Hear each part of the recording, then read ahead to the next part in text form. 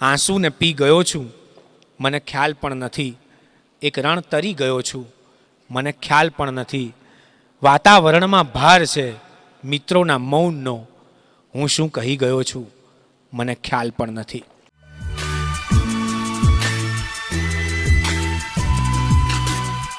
લાગણીના જળ વડે મર્દન કરું છું, શબ્દ કાગળ પર ઘસી ચંદન કરું છું.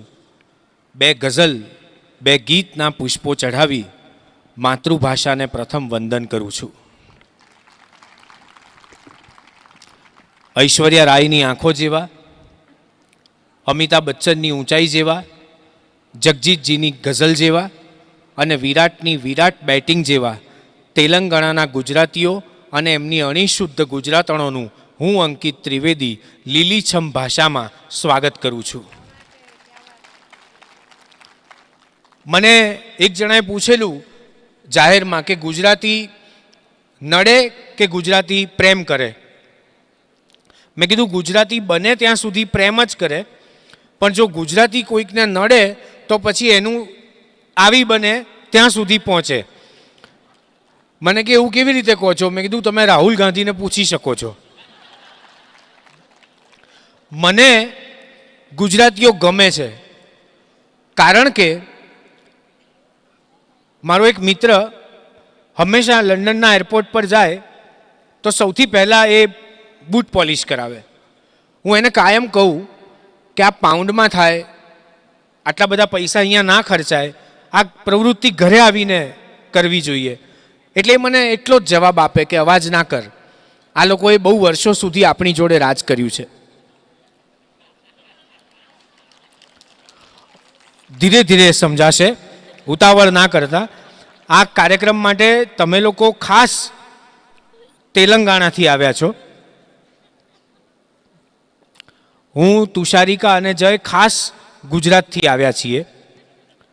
ઘણીવાર દૂરથી નજીક આવવું સહેલું છે, પણ નજીકથી પાસે આવવું બહુ અઘરું હોય છે. અને તમે પાસે નથી, શ્વાસે શ્વાસે છો, એવા વિશ્વાસે આ વાત મૂકી રહ્યો છું. મને ગુજરાતીઓ પુષ્કળ ગમે. ગુજરાતીઓનું ફ્રીઝ એ ફ્રોઝન ફૂડની ઝોનલ ઓફિસ જેવું હોય. હળદર સાથે આદુ આથવા મૂકે એમ દરેકમાં અથાઈ જાય. અને પાછા ગુજરાતીઓની ખાસિયત એ કે પીઝા ઘરે બનાવે અને ખીચડી ખાવા બહાર જાય. આ આપણી મોજ છે. અને પાછી ગુજરાતણોની એક સાવ જુદી મજા, વધેલા ભાતમાંથી કોઈ પણ આઈટમ બનાવી શકવાની તાકાત ગુજરાતણોના રોમે રોમમાં છે. લુંગીથી લઈને પોતા સુધીની આ વાત છે. જરા મજા કરો તો બે હાથ ખોલીને કરજો, તમને ખબર પડે કે એક કવિ કેવો હસતો હોય છે અને કેવો હસાવી શકતો હોય છે. અને મને આમ પણ બહુ મરેલા માણસો ગમતા નથી. આમ સાવ આજે તો બહુ સારું કર્યું પ્રેમલભાઈ અમને ઉપર બોલાવ્યા નહીં, બાકી હું ને જય તો આ ક્ષણના બહુ સાક્ષી રહ્યા છીએ. અમારી સામે દીપ પ્રાગટ્ય કર્યું હોય, પછી એ લોકો તો જતા રહે. હવે અમે બોલતા હોઈએ ત્યારે પ્રાગટ્યનો દીવો સામે જ બળતો હોય. એટલું સારું એવું ફીલ થાય કે આપણે આપણા બેસણાનું રિહર્સલ કરતા હોઈએ. એટલે આજે બહુ સારું લાગ્યું કે આવું નથી. આ ગુજરાતીઓની ખાસિયત છે. અને દરેક ગુજરાતી જુદો, અમદાવાદનો ગુજરાતી જુદો પડે. એ કોઈ દિવસ શુદ્ધ ગુજરાતી બોલે નહીં. મારા જેવા બહુ રેર હશે. આવ્યો બોલવા માટે ટેવાયેલો નથી, એ વ બચાવે, કરકસર કરે, આયો એમ કે. સુરતનો વડોદરાનો ગુજરાતી જુદો છે, પકડાઈ જાય તરત. સુરતનો તો વળી સાવ જુદો. સુરતીઓ ગુજરાતી એવી બોલે, જોકે એટલે જ હજી સુધી સુરતને ઓફિશિયલ રેડિયો સ્ટેશન નથી મળ્યું. થોડું ધીરે ધીરે સમજાશે. તુષારિકાને તરત સમજાયું હશે કારણ કે કેટલાકે સાંભળવાનું શરૂ કર્યું હશે. સુરતના ગુજરાતીઓ પાસે જે શબ્દ ભંડોળ છે એ શોધતા શોધતા તો આખો જુદો ગ્રંથ લખવો પડે અને જુદું એનાલિસિસ કરવું પડે એવું છે. સુરતીઓ લોચો મારતા જ નથી, ખાય પણ છે. મુંબઈ સાવ જુદું, થાકના બાષ્પીભવનનું શહેર. મુંબઈમાં સવાર સપનાની, બપોર બોસની અને સાંજ સમજૂની. વડોદરા સાવ જુદું, વેણીભાઈ બાલમુકુંદ દવે લગ્યું એમ અર્ધિક પોળ લગી મચી જાય છીકાછીક એવો એનો ટેસ્ટદાર દાળનો વઘાર છે. વડોદરાના પોળમાંથી નીકળી અને દાળના વઘાર પરથી ખબર પડે કે અહીંયા કોણ રહે છે. હવે તો જો કે આ બધું નીકળી ગયું છે. અને ગુજરાતી મને એટલા માટે ગમે કે ગુજરાતી તમે ઓબ્ઝર્વ કરજો, એ કોઈ પણ ભાષા બોલે ગુજરાતી જ લાગે.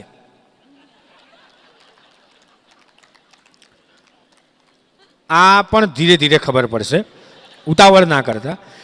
મને ઘણીવાર એમ થાય, મને ફોરેન જવું ત્યારે આમ આપણને જોવે, પછી બધી વાત કરે, પછી એકદમ તરત કે એટલું બધું અંગ્રેજી બોલે, પછી 7મા 8મા વાક્ય હું કહું કે મને પણ આવડે છે, પણ આપણે ગુજરાતી છીએ એનો કાર્યક્રમ આગળ વધારીએ.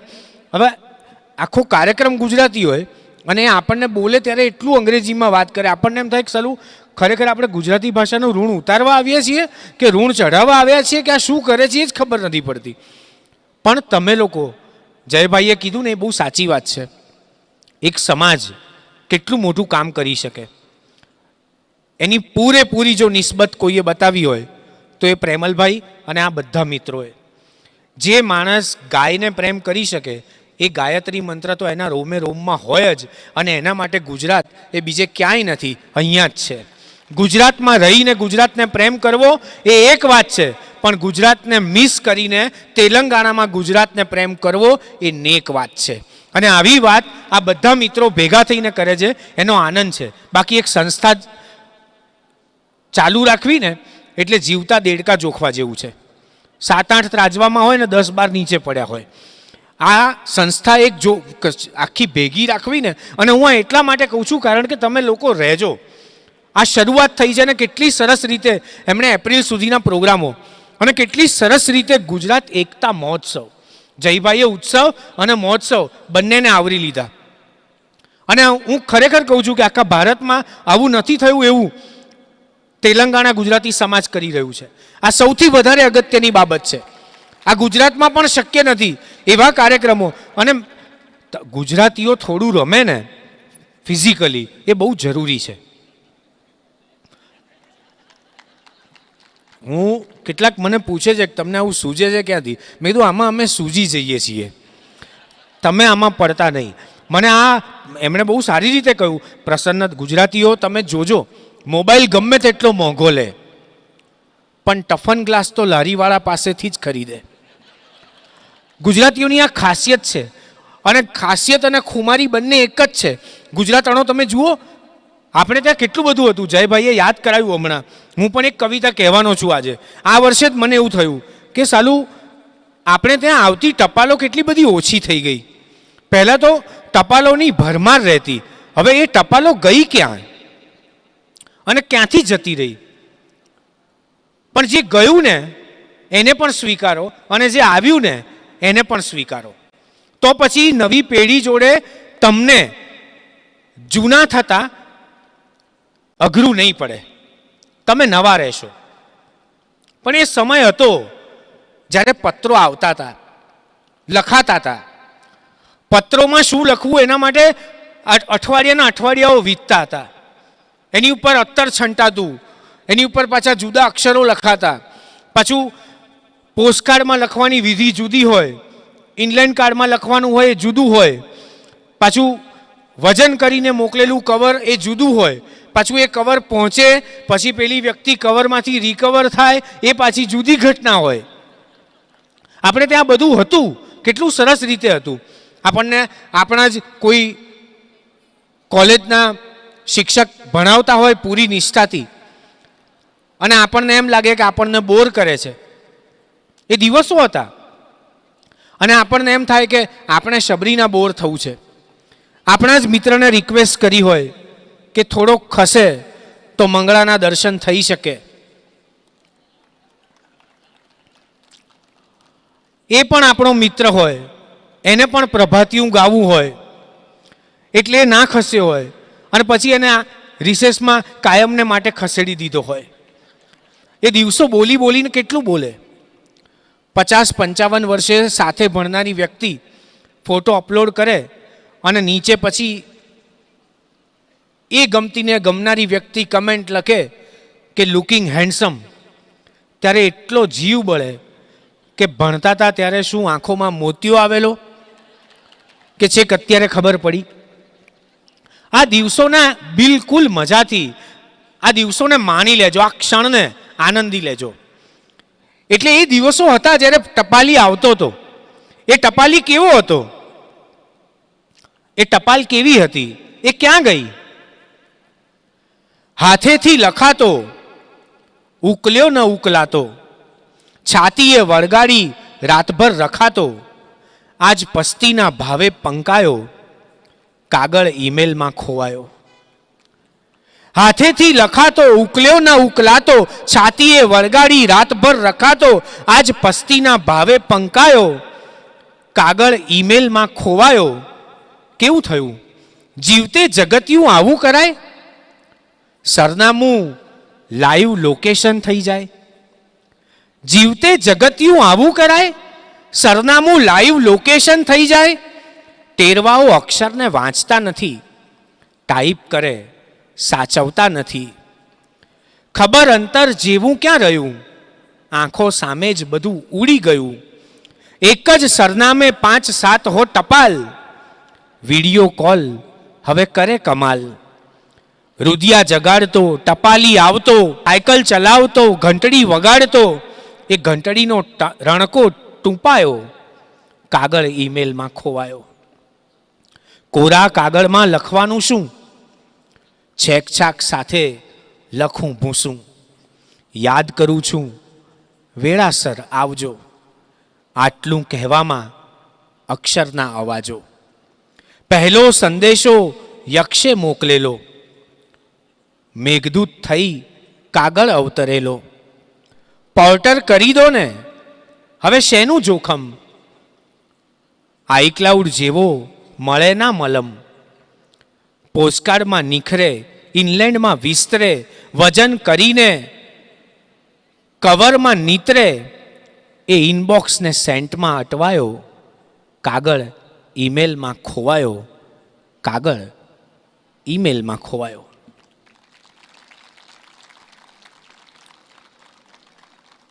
હવે એ કાગળ રહ્યો નથી, પણ ઈમેલનો એ મહિમા ઓછો નથી.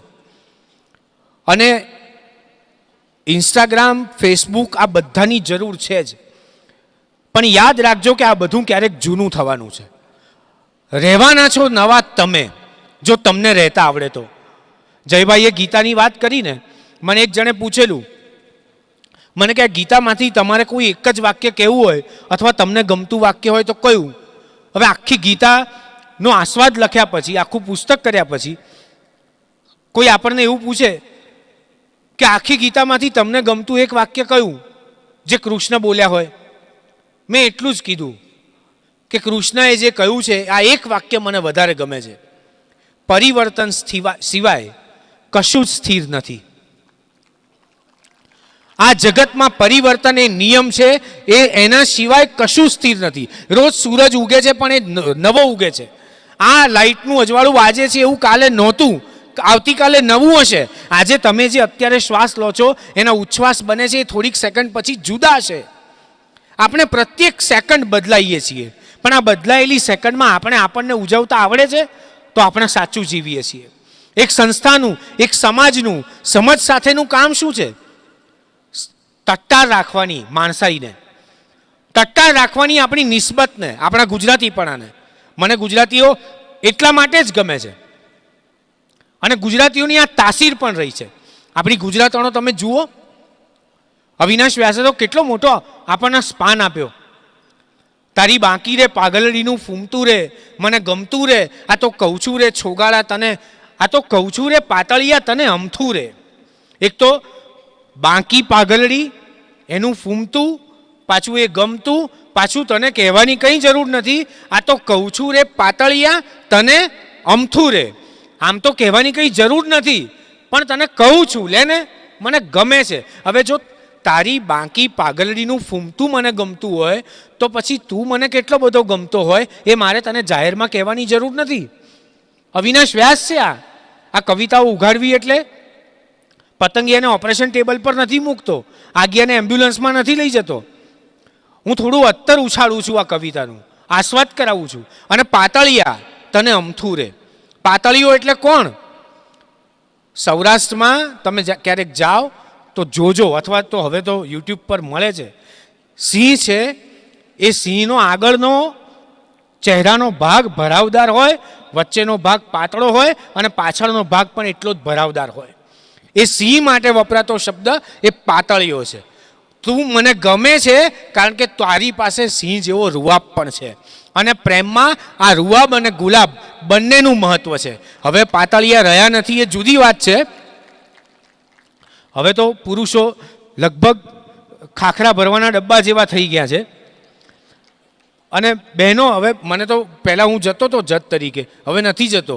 ગરબામાં બોલાવે જજ તરીકે, પછી શું છે કે આખા ગરબા સાંભળવા પડે, એટલે આપણે મૂકી દીધું કે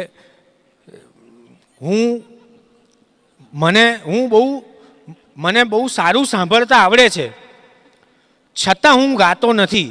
એ બહુ મોટી સમાજ સેવા છે. અથવા બીજી રીતે કહું કે મને ગાતા નથી આવડતું છતાં હું નથી ગાતો, એ બહુ મોટી સમાજ સેવા છે. આ ભાવકો અને ગાયકો બંને વતી મેં કીધું. મને ગરબામાં આમ જઈએ, સ્ટેપ ચાલતા હોય ત્યારે આમ તરત ખબર પડે પરણેલા છે કે નથી. બરાબર સરખા સ્ટેપ ચાલતા હોય ને ત્યારે સમજવું કે હજી પરણવાનું બાકી છે. પણ જ્યાં ભાઈને પોપટિયું લેવું હોય ને બહેનને દોઢિયું લેવાનું મન થાય ત્યારે સમજવું કે કેસ ફાઇલ થઈ ચૂક્યો છે. આપણે ત્યાં બધું હતું. રમેશ પારેખે તો લખ્યું, સાંવરિયો રે મારો સાંવરિયો, હું તો ખોબો માંગુ ને દઈ દે દરિયો. કેટલી અદ્ભુત વાત લખી સાહેબ. રમેશ પારેખ લખી શકે એવી વાત હતી. હવે તો એના શબ્દોય બદલાઈ ગયા. કેટલાકને લગભગ લગ્નની પહેલી જ મેરેજ એનિવર્સરીમાં પંખીડાને આ પિંજરું જૂનું લાગે એવી પરિસ્થિતિ થતી જ હોય છે. અને તમને બધું આ ખબર તો પડે છે ને હું શું કહું છું એ? આમાં એવું ખરેખર પડે છે ને? આમાં એવું છે કે એક તોફાની છોકરાને સ્કૂલના સાહેબ ભણાવવા જાય, 15-20 દિવસ થયા પછી ટ્યુશનમાં સાહેબે છોકરાને પૂછ્યું કે બેટા, હું તને ટ્યુશનમાં જે કંઈ ભણાવું છું એમાં ખબર તો પડે છે ને? એટલે છોકરાએ કીધું, સાહેબ સાચું કહું, મને તો કંઈ ટપ્પો પડતો નથી, પણ તમારું પાક્કું થતું હોય તો મને વાંધો નથી. આપણું પણ એવું હોય તો મને સહેજ પણ વાંધો નથી. અને તમને ખરેખર મજા પડતી હોય તો એકવાર આપણી સંસ્થાને, આપણા સમાજ માટે ખૂબ જોરદાર તાળીઓ હોવી જોઈએ. હવે કેમ આમ કેવા લાગો છો બધા? બધાને તેડીને અમદાવાદ લઈ જવાનું મન થાય છે. ખરેખર અમદાવાદ બહુ મજબૂત શહેર છે. મારું શહેર છે એટલે નહીં. મને કોઈ પૂછે કે તમે સાચો અમદાવાદી કોને કહો, તો હું કહું કે જે પોતાના કપડાં પાડોશીના ઘરમાં સૂકવવા દે એ સાચો અમદાવાદી. અને પાડોશી એને સૂકવવા પણ દે એટલા માટે કે આણે સૂકવેલા કપડાં આપણા ઘરને તો છાંયડો જ આપે છે ને. આટલું પોઝિટિવ શહેર છે અમદાવાદ. અમદાવાદના વેઇટરને પણ ખબર હોય છે કે ભાઈ સાથે આવેલા બહેન એમના પત્ની છે કે ઇતર પ્રવૃત્તિ. બિલ આવે એ વખતે આડું અવળું જોઈ લે એ ઇતર પ્રવૃત્તિ, પણ બિલ આવે એ વખતે ડોળા કાઢીને જોવાનો પ્રયત્ન કરે એ ભીતર પ્રવૃત્તિ. આ શહેર અમદાવાદ છે, અદ્ભુત શહેર છે અને મને એટલે જ ગમે છે. અને હું શુદ્ધ અમદાવાદી છું. આ અમદાવાદમાંથી કેટલા કવિઓ, આજે જ મેં નિરંજન ભગતનો ઉલ્લેખ કર્યો છે. ભગત સાહેબ, કવિઓ એટલે શું? હું વાત અવિનાશ વ્યાસની કરું છું. અવિનાશ વ્યાસથી અંકિત ત્રિવેદી સુધી પહોંચું છું અને વચ્ચે નિરંજન ભગતને યાદ કરું છું. કારણ કે તમે બધા તેલંગાણામાં આપણી ભાષાને, અહીંયા લખ્યું છે ને, જય જન્મભૂમિ જય કર્મભૂમિ. મારે તો જય જન્મભૂમિ અને જય કર્મભૂમિ સાથે જ છે અને સામે જ છે. અને પછી એક બહુ અદ્ભુત સ્લોગન લખ્યું છે, એટલે હું કહું છું કે આપણી માતૃભાષા આપણી જવાબદારી. સાહેબ, આ એટલું મોટું સ્લોગન છે કે હું આવતીકાલે બધે જ કહેવાનો છું કે જે અમદાવાદે ગુજરાતે શરૂ કરવાનું હતું એ તેલંગાણાએ શરૂ કર્યું. એટલે એક્ઝિટ પોલને ખોટા પાડીને વધારે સીટો આપી. હું સાચું બોલું છું ને? બરાબર છે ને? તો એકવાર ગુજરાતી ભાષા માટે ખૂબ જોરદાર તાળીઓ હોવી જોઈએ. આ આપણી ગુજરાતી ભાષાનો ઠાઠ, વૈભવ આ જુદો છે. નિરંજન ભગતને ફ્લોરા ફાઉન્ટનના બસ સ્ટોપ ઉપર કેટલાક પાત્રો મળે છે. એ પાત્રો કવિને પ્રશ્ન પૂછે છે. એમાં એક આંધળો કવિને મળે છે અને આંધળો કવિને પ્રશ્ન પૂછે છે, હે કવિ, શું હજુ હું નીકળ્યો ના ગર્ભમાંથી બહાર? આંધળો કવિને પ્રશ્ન પૂછે છે અને શું પૂછે છે? હે કવિ, શું હજી હું નીકળ્યો ના ગર્ભમાંથી બહાર? કે પછી મારા જન્મને કેટલી છે વાર? એટલી કીર્તિ સુણીતી આ જગતની સ્વર્ગમાં કે આવવાની લાયમાં ને લાયમાં હું કીકીઓ ભૂલી ગયો ત્યાં કલ્પદ્રુમની છાયમાં. હું આવવાની લાયમાં ને લાયમાં મારી આંખોની કીકીઓ ભૂલી ગયો. હવે હું શું જોઉં? અને કવિ કહે છે કે દેખ્યાનો દેશ ભલે લઈ લીધો નાથ, પણ કલરવની દુનિયા અમારી. આ કવિની જ પંક્તિ હોઈ શકે. મને મુંબઈમાં એસએનડીટીમાં એક છોકરીએ ચાલુ કવિ સંમેલને પ્રશ્ન પૂછ્યો. મને કે એસએનડીટી એટલે છોકરીઓની જ કોલેજ અને છોકરીઓ જ ભણે. એમાં ચાલુ કવિ સંમેલનમાં એક પ્રશ્ન પૂછ્યો જયભાઈ. મને કે કવિતા ક્યારે લખાય અને કવિ સંમેલન ક્યારે થાય? હવે ચાલુ કવિ સંમેલને આપણને કોઈ એવું પૂછે એટલે હવે બહુ લાંબુ વિચારવું એના કરતાં મેં એને તરત જવાબ આપ્યો. મેં કીધું બેટા, એક જ છોકરી રાહ જોતી હોય તો કવિતા લખાય અને બહુ બધી છોકરીઓ રાહ જોતી હોય તો કવિ સંમેલન થાય. મારા સંચાલક તરીકેના અનુભવો તુષારિકા બહુ જુદા છે. એક કવિ સંમેલન એવું હતું મુંબઈમાં, ભવન્સમાં હતું કદાચ, 32 કવિઓ હતા, દાંતનું ચોકઠું ગોઠવાયું એમ ગોઠવાયેલા, અને હું સંચાલન કરું. અને એમાં દીપ પ્રાગટ્યનો સમય થયો અને દીવો પ્રગટે જ નહીં. એટલે ઓડિયન્સે વન્સ મોર કહ્યું. એટલે કવિઓ મારી સામે જોવે કે તું જોજે હો, આજે ઓડિયન્સ તોફાની છે. મેં કીધું હવે એમાં તો હું શું કરું? હવે મેં કીધું હું બનતો મારાથી બનશે એટલો પ્રયત્ન કરીશ, પણ આમાં તમારે બી તમારો પ્રયત્ન ઉમેરવો પડશે. અને મેં પહેલું વાક્ય એટલું જ કીધું કે આજે અજવાળાએ મને કાનમાં આવીને એમ કીધું કે જ્યાં દરેક જણ પોતાનું અજવાળું લઈને આવ્યું હોય તો બધા અજવાળાની વચ્ચે હું ન પ્રગટું એમાં જ મારી ખાનદાની છે. એટલે અને પછી એવું થયું કે આખું કવિ સંમેલન સડસડાટ શરૂ થયું.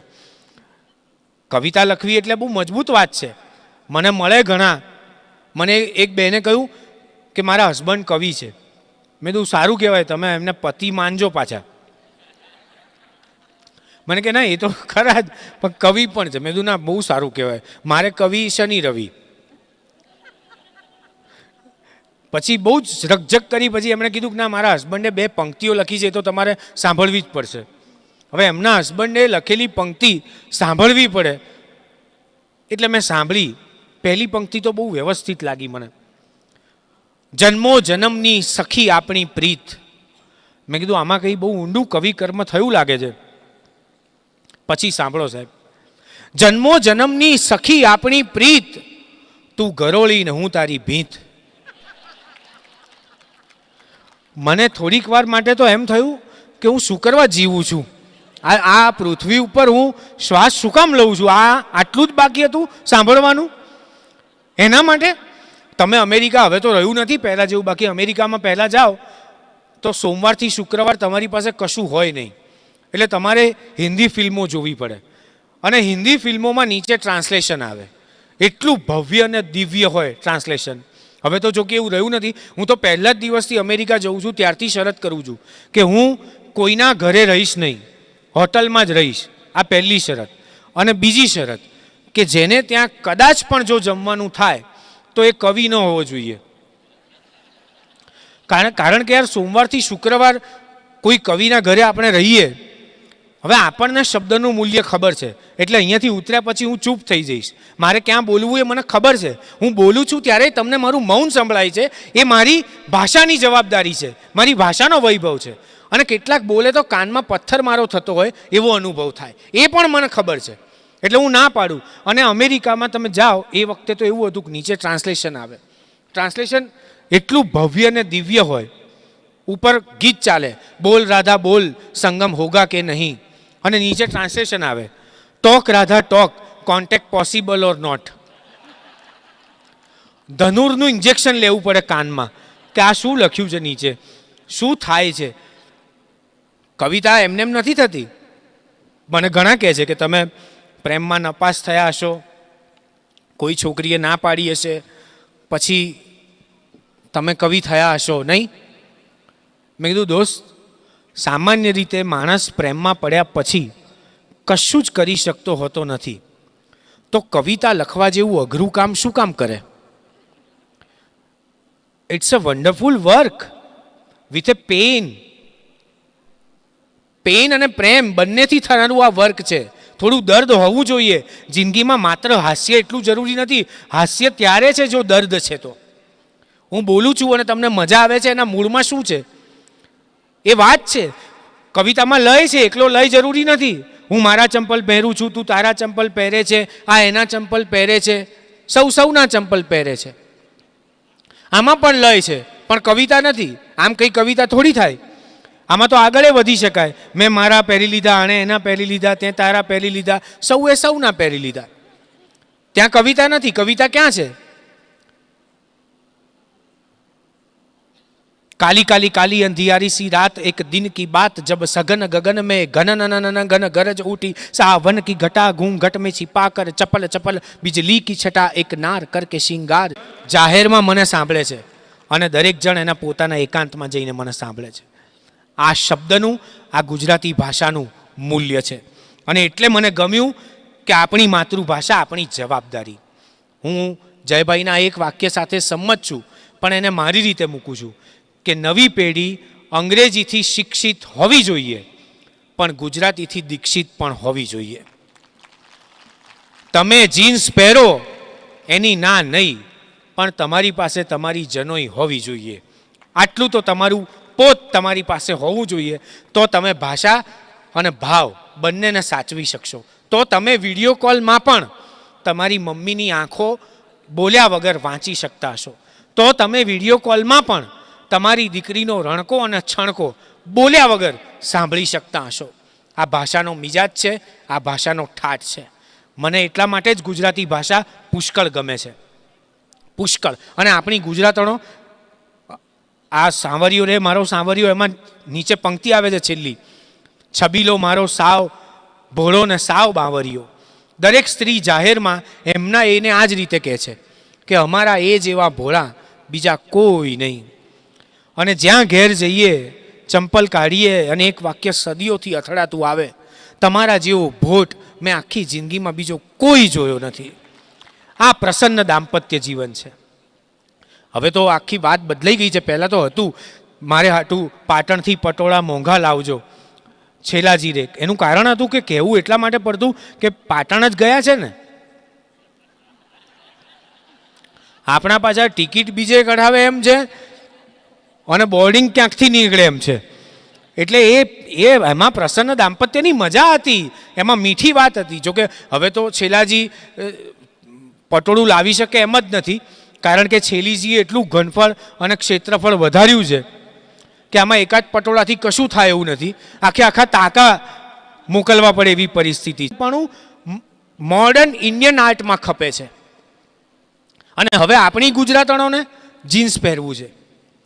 એક તો ભૂગોળમાં ભારે અને પેન્ટ પહેરે, એટલે પાવાગઢને પેન્ટ પહેરાવ્યું હોય એવી ફીલ આવે. ખબર જ ના પડે માતાજી ચાચરના ચોકમાં છે કે ગબ્બરના ગોખમાં છે, શોધ્યા જ કરવું પડે. તમે તાળીઓ પાડો છો, કેટલાક કોણી મારે છે, કેટલાક આજુબાજુવાળાને જોવે છે. મને આ દ્રશ્ય જોવાની બહુ મજા આવે છે. તમે ભૂલી ના જતા તમારે પણ ઘરે જવાનું છે, ખાલી ગરબા જ રમવાના નથી. પણ તમે મને કોઈ પૂછે કે પ્રસન્ન દાંપત્યની વ્યાખ્યા શું, એક વાક્યમાં કહો તો હું એટલું જ કહું કે ચાલવાની આદત ભાઈને હોય અને ની રિપ્લેસમેન્ટ બહેનનું કરાવવું પડે ત્યારે સમજવું કે દાંપત્ય જીવન જામેલું છે. હજી આગળ કહું તો વાંચવાની આદત બહેનને હોય અને મોતીઓ ભાઈને ઉતરાવવો પડે ત્યારે સમજવું કે દાંપત્ય જીવન જામેલું છે. મને તો આ નવું વર્ષ હવે શરૂ થશે અને નવા વર્ષે આ કાર્યક્રમો શરૂ થશે એટલે મારી જ લખેલી 2 પંક્તિઓ કહું કે મારા સપના તારી આંખે સાચા પડતા જાય એને નવું વર્ષ કહેવાય. હું કંઈ પણ ના બોલું તો પણ તરત તને સમજાય એને નવું વર્ષ કહેવાય. આનાથી વધારે નવા વર્ષનું બીજું કશું જ કહેવું નથી. પણ ગુજરાતીઓ મને પુષ્કળ ગમે છે.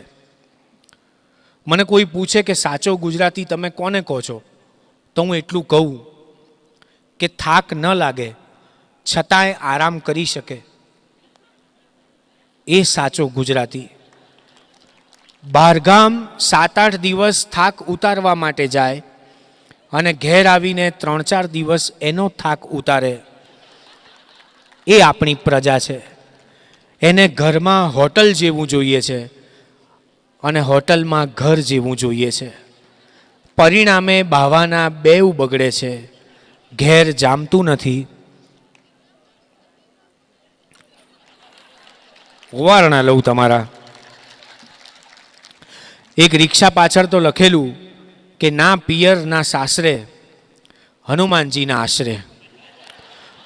મેં કીધું આને રિક્ષા ખોટી લીધી, આને દીક્ષા લેવાની જરૂર હતી. આ આપણી ભાષા, આપણી જવાબદારી છે. મને આટલી મોજ સાથે સાંભળ્યો. હરીન્દ્ર દવેની પંક્તિઓ યાદ કરી અને મારી વાત પૂરી કરું. આંસુને પી ગયો છું, મને ખ્યાલ પણ નથી. એક રણ તરી ગયો છું, મને ખ્યાલ પણ નથી. વાતાવરણમાં ભાર છે મિત્રોના મૌનનો, હું શું કહી ગયો છું મને ખ્યાલ પણ નથી. Thank you.